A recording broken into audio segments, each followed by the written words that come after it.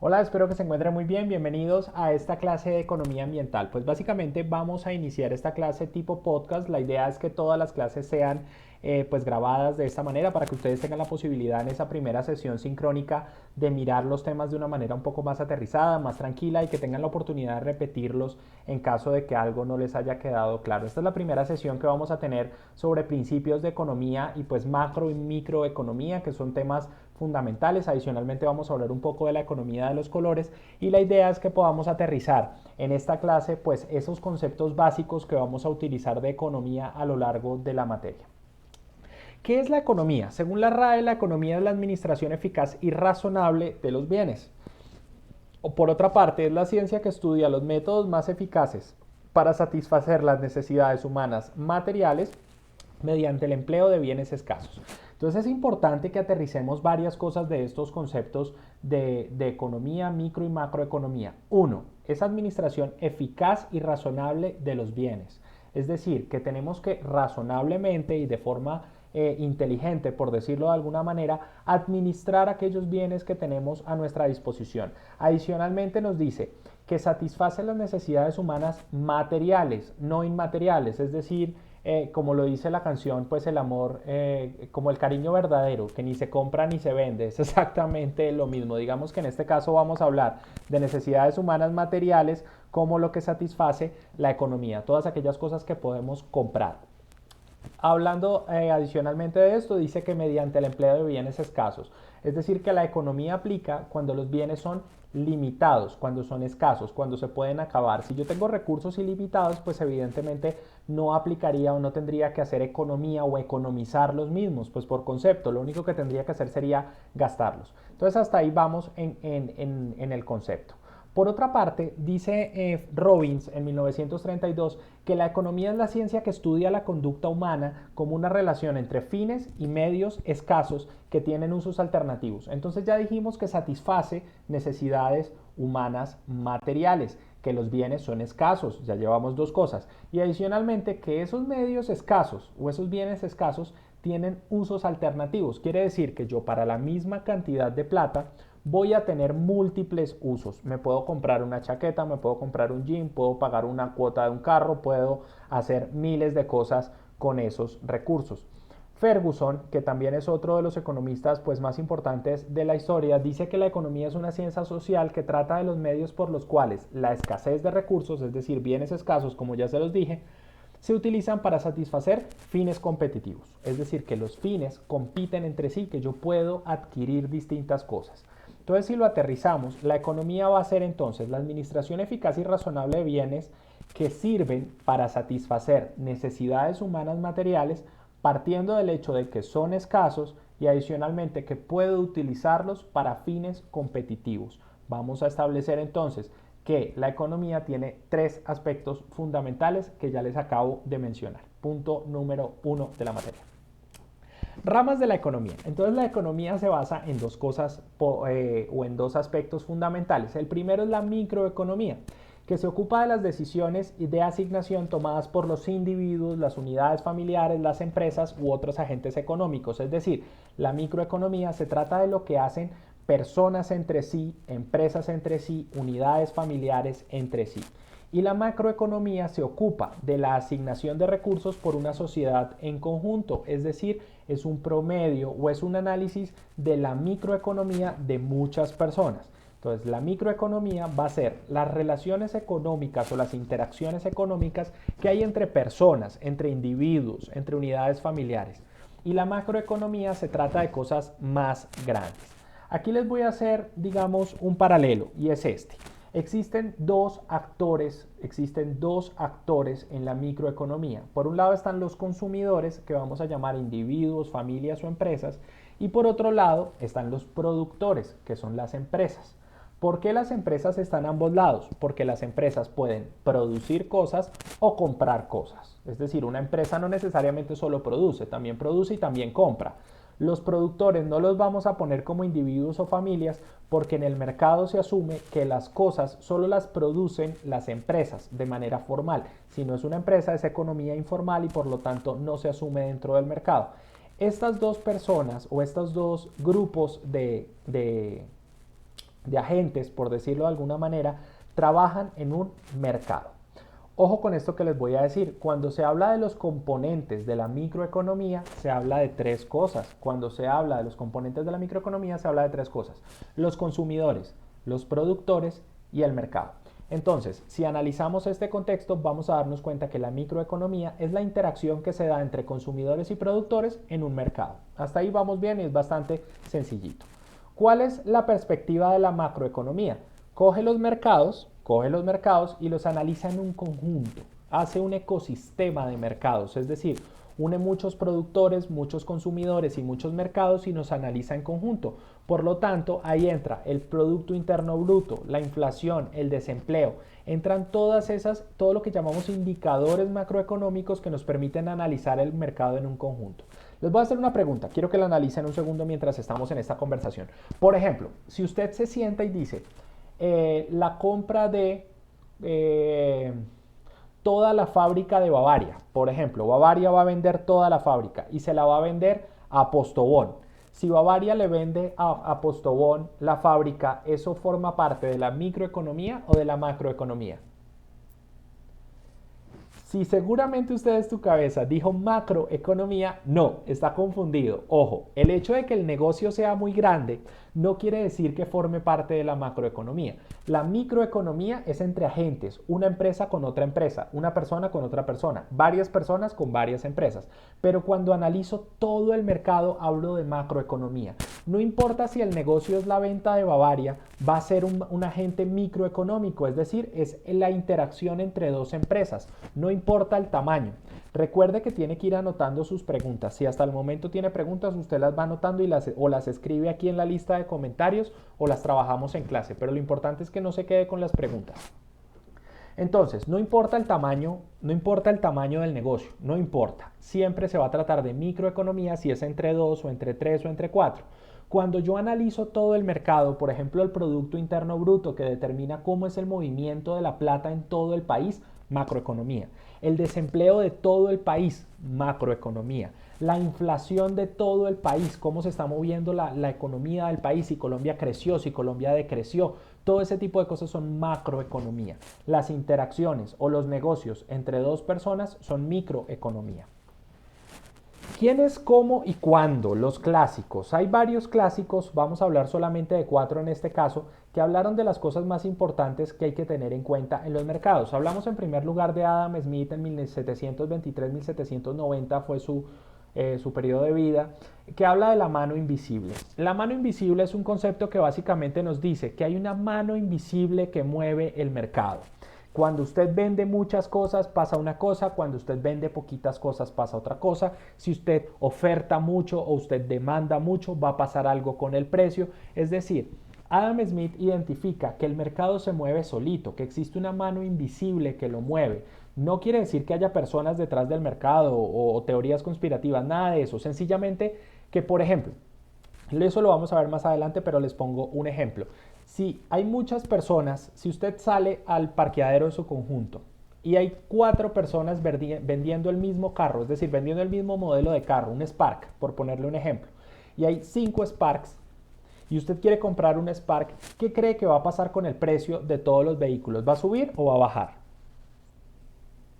Va a bajar. ¿Por qué? Porque si usted sale y dice, bueno, yo quiero comprar un Spark y hay 5 personas ofreciéndolos, es decir, hay mucha oferta, en este caso, ¿usted qué va a hacer? Va a decir, no, pues yo compro el que esté más barato. Y todos se van a pelear para ponerlo más barato para que usted se los compre. Ese es el concepto de la mano invisible. Ahora, si usted sale y se quiere comprar, por ejemplo, la última Coca-Cola del desierto, es decir, que la oferta es muy bajita y hay 10 personas queriendo comprar la misma Coca-Cola, es decir, que la demanda es muy alta, ¿qué va a pasar con el precio de la Coca-Cola? Pues va a subir. Eso lo vamos a ver más adelante con más detenimiento, pero lo que quiero es que entiendan que hay una mano invisible que hace que el precio suba o baje dependiendo de las características y eso lo identifica Adam Smith. Thomas Malthus hace una ley de rendimientos decrecientes. Él vivió hasta 1834 y esa ley de rendimientos decrecientes básicamente lo que nos dice es que mientras más personas somos en un sistema, mientras más gente hay, menos recursos se pueden aplicar a cada persona. Es decir, él descubre que mientras más gente hay, más problemas económicos hay. Por eso los países más pequeños tienen menos problemas económicos. Hablemos de Suecia, Suiza, Uruguay. El mismo Uruguay, que tiene 5 escasos millones de habitantes, es muy fácil de controlar porque hay poca gente. Entonces, Thomas Malthus identifica la ley de rendimientos decrecientes. Mientras más gente, menos rendimiento. David Ricardo habla de un estado estable, es decir, que identifica las diferentes dinámicas que existen entre el estado y las personas y cómo las dinámicas de los estados determinan las diferencias y las posiciones económicas que existen dentro de sus poblaciones. Entonces hablamos, por ejemplo, de teorías económicas como el capitalismo, el comunismo, el socialismo, que si bien son objeto de estudio económico, no lo vamos a trabajar en esta materia porque no es su objeto. John Stuart Mill añade a los bienes naturales un valor agregado a la agricultura. Aquí empieza el tema. Entre 1806 y 1873, que fue la muerte de John Stuart Mill, se trabaja un tema muy importante que quiero que tengan en su cabeza y es el siguiente. Los bienes naturales o los bienes y servicios naturales tienen un valor adicional a la agricultura. Quiere decir que si usted tiene una finca, por ejemplo, usted tiene una finca, esa finca no va a valer solamente por el espacio físico en el que usted puede sembrar. Esa finca va a valer por el espacio físico en que usted puede sembrar, por el agua que tenga, por la vista, si es una finca bonita, si es una finca fea, si la carretera está cerca o está lejos, si está cerca o está lejos del pueblo, si está en la parte baja o en la parte alta de la montaña. Por ejemplo, si usted tiene una finca, ¿cuál vale más? ¿La que está en la parte alta de la montaña o la que está en la parte baja? Depende. Si digamos que ambas tienen buenas vías de acceso, la que está en la parte alta puede que valga un poco más por la vista, por ejemplo, porque el agua es más limpia, porque está más cerca de los nacederos. Entonces, si analizamos este tipo de dinámicas, John Stuart Mill da la base para el inicio de la economía ambiental, en el sentido de que coge los bienes naturales y dice, ojo, una finca o un espacio físico no vale solo por la agricultura, hay un valor agregado. Ese valor agregado es el ambiente y eso es lo que venimos a valorar en esta materia o en este curso de economía ambiental. Cómo esas dinámicas que existen en ítems o temas adicionales a la agricultura van a modificar el precio o van a alterar las condiciones económicas de los bienes y servicios. Listo, vamos con los colores de la economía. Esta es la primera semana, por lo tanto, los temas son muy light. Muchos autores han generado conceptos de economía basados en colores, eso es algo que está muy sonado. Entonces, lo que quiero que entiendan en este caso es que hablar de la economía en este momento es hablar en términos de colores. Entonces existen economías negras, grises, amarillas, bueno, en fin, naranjas. Y lo que vamos a hacer en este caso es analizar las más importantes para que ustedes puedan tener un espectro y un vocabulario un poco más claro cuando se refieran a una actividad económica. Primera, economía. ¿A qué les suena esta imagen? Esta economía que está acá se llama economía roja. La economía roja es la economía del consumo, la economía del consumismo, consumo. Entonces, cuando pensamos en consumo, en consumismo, generalmente pensamos en las grandes marcas, Coca-Cola, Chanel, McDonald's, Adidas, Nike, Ford, Reebok, todo este tipo de cosas. Esta economía roja lo que va a establecer es que básicamente tenemos una serie, una gama de cosas y de elementos en un mercado que podemos comprar, que podemos adquirir. Y el hecho de que estén allí en el mercado lo que va a hacer es que nosotros queramos tenerlas, queramos adquirirlas. Esa economía roja es lo que mueve en gran medida la economía internacional, pues porque básicamente las marcas, el consumo, las teorías del consumo son lo que hacen que la gente compre, la gente se mueva, la gente quiera cambiar, la moda, por ejemplo, la moda efímera, como lo que se maneja en Forever 21, en Zara, que son tiendas donde básicamente usted compra cosas o artículos de moda muy baratos y de un cambio muy rápido, que usted rápidamente va a cambiar los elementos. Entonces esa economía roja pudiéramos decir que es una economía poco ambiental en el sentido de que está más ligada al rendimiento económico, a las ganancias, que básicamente al respeto del ambiente en muchas oportunidades. No podemos decir claramente que todas las marcas están ligadas o que el consumo en general está ligado a un tema de deterioro ambiental, pues porque evidentemente no es así. Hay marcas como Reebok, por ejemplo, como Puma, que le han jalado muchísimo al tema ambiental, pero eso no quiere decir que la economía del consumo o la economía roja no esté ampliamente ligada al deterioro ambiental. Tenemos la economía gris. Esa imagen que está ahí me gusta muchísimo porque expresa perfectamente lo que es la economía gris, la economía de la informalidad. Hay un mito y algo que quisiera desmentirle en este momento y que no quiero que se les olvide, es muy importante que no se les olvide esto que les voy a decir, y es que la economía gris se establece como una economía que paga o no paga impuestos. Normalmente la respuesta es no, no paga impuestos porque son los puestos de la calle o porque es... Pero la respuesta no es esa. La respuesta es que la economía gris sí paga impuestos, pero paga impuestos de manera indirecta. Todos esos productos que tiene allí esa señora en el carrito son productos que ella tuvo que haber pagado en algún momento algún tipo de impuesto al consumo, IVA. Muchos de ellos tienen impuestos al consumo. Adicionalmente vende cigarrillos que tienen impuestos. Adicionalmente vende minutos que tienen impuestos, como por ejemplo la telefonía celular, que en estos días está sin IVA, pero en general tiene IVA. Entonces, en este caso, cuando analizamos la economía gris, nos vamos a dar cuenta que sí, no paga impuestos de manera directa por la actividad. Es decir, esta señora que está en la calle trabajando de manera pues honesta, no paga impuestos al Estado por su puesto como tal, pero por las cosas que vende en su puestico, las cosas que vende en su chaza, como se llama en la Universidad Nacional,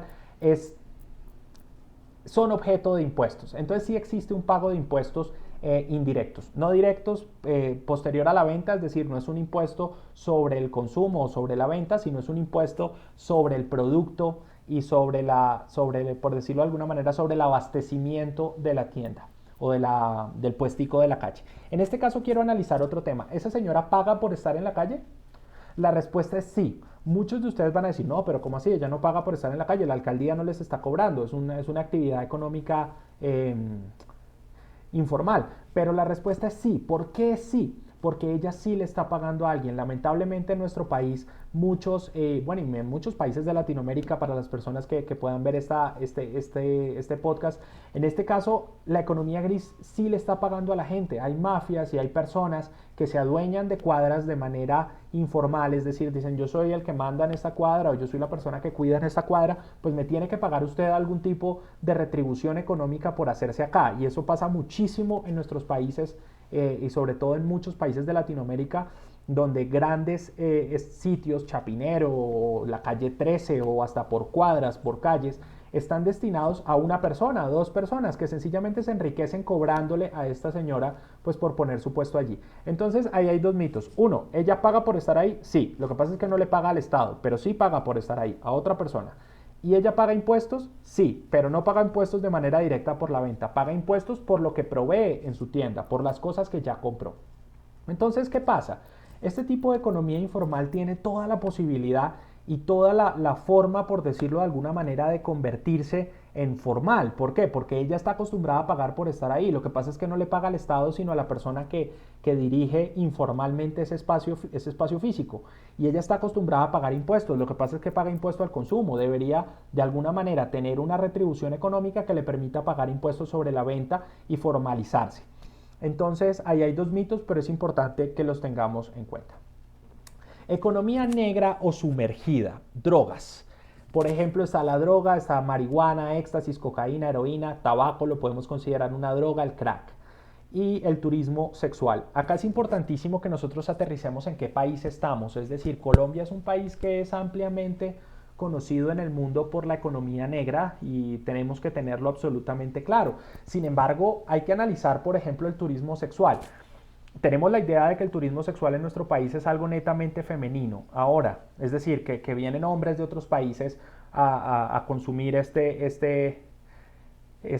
economía negra pues del turismo sexual. Solamente hombres vienen a buscar mujeres y la respuesta es no. Nuestro país se ha vuelto un destino, pues evidentemente muy plural, donde no solamente vienen hombres a buscar mujeres, sino vienen mujeres a buscar hombres. Pues en clase normalmente les pregunto en qué zona del país creen ustedes que normalmente se buscan estos servicios masculinos. Pues evidentemente la respuesta tiene que ser pues en la costa Caribe o en la costa Pacífica o en San Andrés Islas. Es difícil que alguien esté buscando un amante en Duitama o en Sogamoso aquí en la sabana de Bogotá, pues por obvias razones. Este tipo de cosas generalmente se dan en Cartagena, en Santa Marta, en San Andrés. Pero es importante que nosotros entendamos que nuestro país se está convirtiendo en un destino sexual no solamente para hombres, sino también para mujeres, mujeres europeas, alemanas, suecas, suizas, que vienen a buscar hombres a nuestro país. Ahora, hay una dualidad que quiero hacerles en este tema, y es que no solamente vamos a mirar el tema de las drogas desde el punto de vista eh, ilegal, por decirlo de alguna manera, sino que en nuestro país las drogas son el motor económico de muchas zonas. Y si usted analiza con detenimiento, por ejemplo, el tema de los cultivos ilícitos, las manifestaciones campesinas por la sustitución de cultivos, por ejemplo, cómo se hacen las autoridades de Cartagena, los de la vista gorda, cuando se habla de turismo sexual, tiene que ser algo demasiado fuerte, por ejemplo, como una fiesta, como algo que salió en redes sociales, como algo que salió en las noticias para que se hable del tema, pero en general todo el mundo se hace los de la vista gorda. ¿Por qué? Porque eso es plata que está viniendo de otros países. Generalmente me gusta hablar de un tema, y es que nosotros estamos exportando drogas, ¿sí? Y estamos exportando este servicio del turismo sexual. Sin embargo, yo quisiera que alguno de ustedes piense cuál es el principal producto o cuál es el principal elemento que se importa a nuestros países de manera ilegal. ¿Cuál es el principal contrabando que viene de afuera? Si usted analiza cuál es, y se lo tengo que decir rápidamente porque es un video finito, digamos que en clase esto tiene un tiempo un poquito mayor, sin embargo, el principal producto que viene de allá para acá de manera ilegal es plata, billetes, dólares. ¿Qué quiere decir? Nosotros mandamos droga, pero la plata tiene que venir de alguna manera, y pues evidentemente no se la transfieren a la gente aquí por Western Union, ni se la transfieren pues a la vivienda internacional, ni mucho menos. La plata vuelve físicamente. Entonces, cuando analizamos la economía negra, nos damos cuenta que las drogas y el turismo sexual no son atacados de cierta manera, pero hay un cierto punto gris donde no es atacado con toda la firmeza que debería, pues porque evidentemente eso está trayendo plata a muchos territorios donde es el único ingreso que están teniendo. Es decir, hay muchas zonas de nuestro país que viven de esto, y que si usted analiza el punto un poquito más a fondo, se da cuenta que están viviendo de esa plata que viene importada. Por lo tanto, trata el gobierno de no atacar fuertemente este tipo de cosas. ¿Qué sí se ataca? El contrabando normal. Por ejemplo, el contrabando de equipos o de elementos que vienen de China. ¿Por qué? Porque ahí la plata está saliendo de nuestro país y se está yendo para otro país. Es decir, hay una fuga de capital. Ahí sí existe un ataque muy fuerte de las autoridades con respecto a eso. El robo de celulares. Eso solamente nos deja problemas en el sistema de salud por personas heridas, problemas sociales por familias que pierden un miembro del hogar, que posiblemente pueda ser la persona que sostiene el hogar, y pues no está dejando plata. Por lo tanto, son cosas que se atacan fuertemente. Sin embargo, podemos ver que hay cosas que se atacan más fuerte que otras, porque unas traen plata y otras se la llevan. No quisiera profundizar más en ese tema, pero digamos que eso es muy importante tenerlo en cuenta. Economía naranja, qué pena con ustedes que sale cortado el texto. La economía naranja es muy importante, y son los negocios capaces de convertir conceptos creativos en bienes y servicios para el consumo. Estamos hablando de construcción, artes visuales, artes escénicas, artesanía, cine, diseño, música, moda y productos para niños. Ojo con esto, ¿por qué construcción? Y les voy a dar un concepto muy clave. ¿Cuánto vale el diseño arquitectónico de una casa? ¿Cuánto vale? Pues puede valer desde 2 millones de pesos si el diseño arquitectónico se lo hace su primo Chucho, que está recién salido de arquitectura, o puede valer 1.000, 2.000, 3.000 millones de pesos si lo diseñó Salmona en algún momento, y por ahí usted se consigue un plano de una casa diseñada por Salmona, el que diseñó, por ejemplo, la Biblioteca Virgilio Barco, o el edificio El Salmona de la Universidad Nacional. Entonces, cuando usted analiza este proceso, se da cuenta que la economía naranja tiene una cosa, y es que puede valer lo que sea. Por ejemplo, ¿cuánto vale un cuadro de Botero? ¿1 millón de dólares? ¿2 millones? ¿3 millones? Vale lo que quiera que valga la gente en una subasta. Vale lo que quiera que valga el artista. Entonces, por ejemplo, cuando usted analiza la economía naranja, se da cuenta que es un potencial supremamente alto para la economía nacional. Por ejemplo, Ráquira, Villa de Leyva, son poblaciones que viven netamente de la economía naranja, viven de las artesanías, de las artes visuales, de los restaurantes, de la música. Le voy a poner otro ejemplo. ¿Cuánto vale una bandeja paisa, que es el plato nacional de Colombia? ¿Cuánto vale una empanada, que es transversal a toda Latinoamérica? Una empanada puede costar 2.000 pesos en Colombia, escasos 50 centavos de dólar para las personas que lo puedan ver en otra parte. 50 centavos de dólar vale una empanada en Colombia, 2.000 pesos. Si nosotros analizamos esa empanada, si esa empanada nos la venden en el Criterion, en el restaurante de Jorge Rauch, o nos la venden en un gran restaurante de la ciudad de Bogotá, o nos la venden en un restaurante de Gastón Acurio, si estamos hablando de Perú, ¿cuánto puede valer la misma empanada? ¿50 centavos de dólar? Se lo juro que no, puede costar $3, $5. ¿Por qué? Porque vale lo que el artista, en este caso el chef, plantee que valga, el sitio, la experiencia, el restaurante. Entonces, si analizamos la economía naranja, nos damos cuenta que usted puede tener cosas que salgan muy baratas porque la empanada de Gastón Acurio o la empanada de Jorge Rauch en el Criterion o en Harry Sazón, hacerla le va a costar la misma carne, la misma papa, la misma masa que le cuesta a Doña María que la vende en la tienda de su casa. Cuesta lo mismo la empanada, es decir, la empanada va a costarle a la persona hacerla 30 centavos de dólar, un centavo, le va a costar lo que sea, 10 centavos. Pero cuando usted analiza el tema, le va a costar 500 pesos, para ponerlo en términos colombianos. Pero ella la puede vender a 2.000 y esta gente en los restaurantes la puede vender a 5.000. Entonces, cuando usted analiza la economía naranja, se da cuenta que es etéreo. Y si usted analiza Colombia, Colombia es conocido por la economía naranja. Muchos de ustedes deben haber pensado en su momento, no, pues Colombia es conocido por la economía negra, Pablo Escobar, droga, punto. Prostitución y cartel de los sapos. No, cuando usted analiza Colombia, desde otro punto de vista se da cuenta que nosotros nos conocen por Shakira, por Juanes, por J Balvin, por Maluma, así le duela a muchísima gente, es decir, son las personas que nos representan. J Balvin nos ha representado en todo el mundo, lo conocen en todo el planeta. Entonces, cuando usted analiza James, Cuadrado, ¿sí? Nairo, todo este tipo de cosas son temas de economía naranja que tienen que ver con las artes, pues, con todo este tipo de cosas, por decirlo de alguna manera, artísticas o de moda, que finalmente lo que van a llevar es a un desarrollo económico y a permitir que las ciudades y las economías prosperen. Analicemos el caso de Bogotá, el caso de Medellín, son ciudades que viven del turismo, Cartagena, que vive del turismo, son ciudades que tienen un altísimo potencial de economía naranja. Entonces, analizando este caso nos damos cuenta que existen varios colores de la economía y que eso va a permitir, por decirlo de alguna manera, que pues los países se desarrollen y los países muestren lo que tienen. Economía verde, esta se representa y está basada en la ecología y el medio ambiente. Muy posiblemente usted tiene en su cabeza que la economía de los productos ambientales es economía verde. La respuesta es no. La economía verde solamente aplica para temas ambientales, netamente ambientales, no sostenibles, no es sostenibilidad. Recordando que la sostenibilidad es social, económica y ambiental. El triple bottom line de la sostenibilidad es económico, social y ambiental. Si un proyecto no cumple con las tres cosas, no es un proyecto de desarrollo sostenible. En este caso, la economía verde está basada en ambiente, pero no necesariamente en aspectos sociales y en aspectos económicos. Les voy a poner un ejemplo y es el que aparece allí en esa imagen, los huevos de gallina feliz. Hay unos huevos que se llaman huevos de gallina feliz, que son gallinas que viven en fincas súper bonitas. Estas gallinas están muy bien tratadas, muy bien tenidas, tienen pico completo, es decir, no les recortan el pico. Son gallinas que viven al aire libre, que comen maíz. Cada huevo de gallina feliz puede valer 1.000 pesos colombianos. Estamos hablando de unos 25, 30 centavos de dólar. Si analizamos este tema desde el punto de vista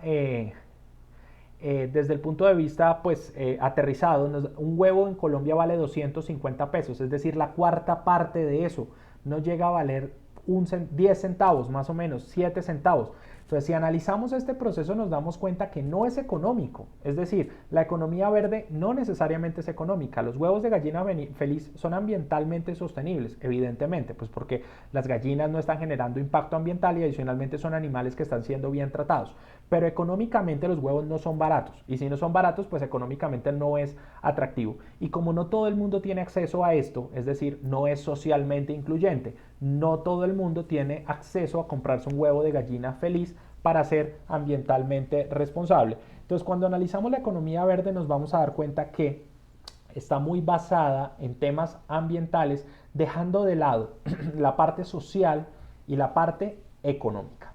Entonces usted dirá, bueno, entonces ¿cuál es la verdadera economía ambiental o la economía que tiene que ver con temas ambientales? Pues aquí está, la economía azul. De ahora en adelante usted ya va a tener claro que la economía azul es aquella que se encarga o que maneja, al contrario de la economía verde, los 3 puntos del desarrollo sostenible. Es socialmente responsable, es decir, que es incluyente, cualquier persona puede tener acceso a ella. Es económicamente viable, por lo tanto económicamente es rentable para la persona que lo hace y adicionalmente es económicamente pues atractivo para la sociedad como un todo, y es ambientalmente sostenible, es decir, que no genera impactos o externalidades en su proceso de desarrollo. Entonces estamos hablando de una economía del desarrollo sostenible. Quiero que se acuerden de este gráfico que les presento acá. Cuando un proyecto es socialmente responsable y económicamente viable, es equitativo, es decir, cuando apoya a la comunidad y a las personas y adicionalmente genera buenos rendimientos económicos, es equitativo. Cuando es socialmente responsable y ambientalmente sostenible, no genera impactos, es vivible. Y cuando es económicamente viable y ambientalmente responsable, es decir, que no genera ningún tipo de impacto ambiental, es viable. Entonces, para lograr una economía azul, tenemos que lograr un desarrollo sostenible. Y para lograr un desarrollo sostenible, tenemos que hacer lo que los ingenieros ambientales estamos llamados a hacer. Y es generar desarrollo social en los proyectos, generar desarrollo económico en los proyectos que generen plata y que sean económicamente rentables, y generar desarrollo ambiental en los proyectos y que no generen impactos. Entonces, en este caso, tenemos la claridad de los colores de la economía. Ahora, si miramos estos colores de la economía azul está muy ligada a la economía circular, que estamos hablando de un proceso circular donde tenemos muchas más R's de las que se tenían planteadas en el pasado. Antes se hablaba de 3 R's: reducir, reciclar y reutilizar. En este caso las R's se han aumentado. Estamos hablando de la primera R como rechazar, que es la adquisición de materias primas. Rechazar la materia prima excedente que no me sirva. Redefinir, es decir, cambiar los diseños de los elementos, cambiar los diseños de los productos y servicios para que sean ambientalmente responsables. Reducir en el proceso de transformación la cantidad de residuos y la cantidad de impactos que se generan. Reutilizar la mayor cantidad de elementos después de la producción o postproducción y después del transporte, distribución y del consumo, para posteriormente recoger aquellos elementos que me sirvan y hacer un reciclaje. Entonces estamos hablando más o menos de 6, 7 R's nuevas que nos van a permitir trabajar el proceso de la economía azul a través de rechazar, redefinir, reducir, reutilizar, recoger, reciclar. Si analizamos este proceso, va a haber un desperdicio mínimo al destino final y ahí estaríamos logrando una economía azul o una economía de desarrollo sostenible. Vamos a hacer un debate y digamos que es un debate que normalmente se hace en clase y las personas que deseen, pues aquí abajo podemos armar un debate en este video de YouTube desde su punto de vista con argumentos, ejemplos y datos y sencillamente si quiere dejar un comentario en este video, ¿cuál es el color de la economía que predomina en Colombia? ¿Cuál es la economía más peligrosa para el país? ¿Por cuál color de la economía nos conocen en el mundo? Y finalmente, ¿cuál color de la economía debería predominar?